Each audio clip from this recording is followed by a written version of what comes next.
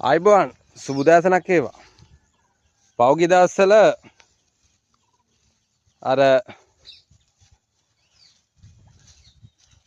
කිසිම ජානය කියන්නේ විකෘති ජාන වලින් හැදිච්ච අර ගෑණියෙක් නුගේගොඩ රැස්වීමේදී කියනවා මේ රටේ විධායක ජනාධිපතිවරයාට රම්බණ්ඩගේ කොල්ලා ඔබ තමුන්නාන්සේලාගේ පන්තියේ එක එමෙ කියලා මේ රටේ විධායක ජනාධිපතිවරයාට එක එක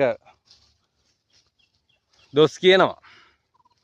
ඔයාලා කවුරු හරි දැක්කද කිසිම මාධ්‍යයක් ඉස්සරහා ජනාධිපතිවරයා ඒකට පිළිතුරු දෙනවා මේ බැනපෙක ගැන නෑ. එයාට ඕවා කර කර ඉන්න කාලයක් නෑ. ඒක නිසා Tamanට දියුණු වෙන්න ඕන නම් Tamanගේ අරමුණ වෙනුවෙන් වැඩ කරන්න. ඔය එක එක කියන දේවල් වලට උත්තර දෙදියෙන් හිටියොත් ඔයාලට කාලයක් නැති වෙනවා ඔයාගේ අරමුණට යන්න. ඒක නිසා බුරණ බල්ල බුරපුදෙන් කියලා තමන්ගේ පාඩුවේ ගමන යන්න ඕන. ඒක තමයි සාර්ථකත්වය.